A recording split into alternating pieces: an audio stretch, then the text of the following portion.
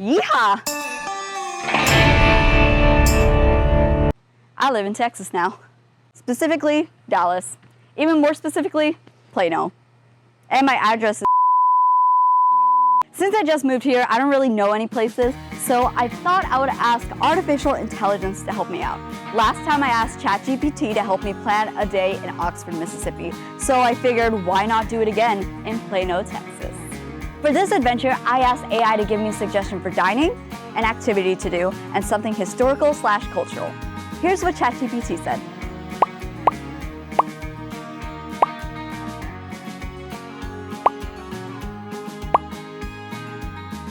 With my AI-generated itinerary, I grabbed my keys and hit the roads of Plano. After some frustrating traffic, I was finally on the way to our first destination, Legacy Hall. It was about 5 miles away, so 15 minutes after traffic. Legacy Hall is in this bougie area called Legacy West. Note the Gucci store. According to their website, Legacy Hall is a one-of-a-kind artisanal food hall experience, where flavor meets a modern new country design. I'd say that's pretty spot on. In addition to food, Legacy Hall also has plenty of events and entertainment. The 3-story structure has food options on the bottom floor and additional bars on the middle and top floors. There's also outdoor seating with a stage for live performances. Legacy Hall has a great energy, and that's in their rule book, so leave any bad vibes at the door. Okay, let's talk food. Legacy Hall has several food and drink options, including Bar Main, Blister Indian Kitchen, Bourbon Vanilla Ice Cream Co., Chef Chin's Hibachi Ramen, Chilango's Tacos, Cotton and Snow, Doc Local, Dry Rub, Good View Bar, High Bar, Horu Sushi Kitchen, Press Waffle Co., Roots Chicken Shack, The Shawarma Bar, Son of a Butcher, The Italian Job, The Philly Special, The Tonic Bar and Lounge, Unlawful Assembly Brewing Company, Vegan Vibrations, Velvet Taco, Vinatopia, Whisk Crepes Cafe, and Yan Pan Asian. So many good options. How am I ever gonna decide? You can also grab some free soda. I couldn't decide, so I tried them all. It was delicious.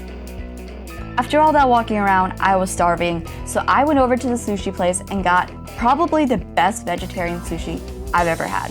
So good. I know since it doesn't have fish, it's not technically sushi, but this is as close as I'll ever get. Make sure to clean up after yourself before you leave. Kind of reminds me of a high school cafeteria, except with much better food. Next up was Arbor Hills Nature Preserve. The parking lot had a lot of cool rocks, and I saw this biofilter too, which I had no idea was a thing. It's basically a natural way to clean surface runoff from the parking lot before it re-enters the groundwater tables. Arbor Hills has 200 acres full of natural beauty, perfect for walking, hiking, biking, and more. Here you can escape the city for a moment and bask in a well-preserved environment full of plant and wildlife. Just don't wear heels and a sweater like I did. I was sweating like an igloo in an oven. Around the preserve, there are plenty of flowers and other native plants to discover. Here are a few that you might spot along the way. The trails available to the public have no shortage of great views. You might even see some wildlife. I only encountered a few butterflies though, until I tracked down a cute dog to pet. His name was Nimbus, and he was the best boy. If your boots get dirty from all that hiking, there's even an area to scrape some of that dirt off. Before I left the preserve, I had to take a moment to thank Mother Nature and hug a tree. Thanks, tree. Next up was the Railway Museum, which was perfectly located by a railway. Who would have thought? Outside the museum, there are a lot of spaces to hang out and take in the good weather. Also this really cool train cab, which we'll get to see the inside of later. Before going into the museum, you can also check out some of these informative signs. They have information about the railway and historic downtown Plano. Finally, it was time to check out the inside of the Interurban Railway Museum, which immediately feels like you've been sent back in time.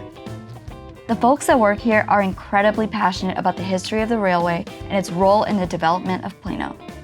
The museum also has interactive features that teach you about some of the technology used to power the train. This contraption uses a saw-like motion and magnets to power a light bulb. This display has some motors that you hand crank to turn on a light bulb. Really cool. And this display looks like something straight out of Frankenstein. Who knew playing with electricity could be so fun? This feature was all about alternating and direct currents. This informative display used batteries and these wires that you could plug in to do different things, like dimming a bulb or spinning this red knob. Check out this model of historical Plano. It's so cute, and it has a moving train. It even has its own townspeople, like Taco Ted, who swears tacos taste better on top of the building. There's also a nod to Plano's past as a farming town before it became a bustling city. Finally, I got to see the inside of the train cab, which is the only remaining part of the train available to tour. The cab used to belong to a farmer, and then it was brought to its current location where it was cleaned up and restored. The interior of the cab was also made to reflect how it looked back then.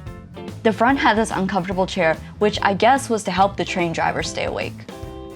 Here's a look at some of the controls that help the train accelerate from 0 to 60 in seconds. You can tell it was a different time because the cab even had strikers for matches if you wanted to smoke while taking in the views. Here are some authentic vintage ads that you might have seen around that time. Also check out this toilet that was restored by a local artist to its former glory.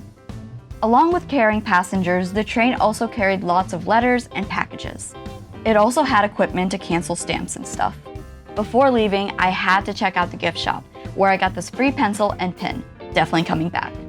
So, that was my day. Turns out Plano isn't that plain-o. Anyway, stay tuned for more.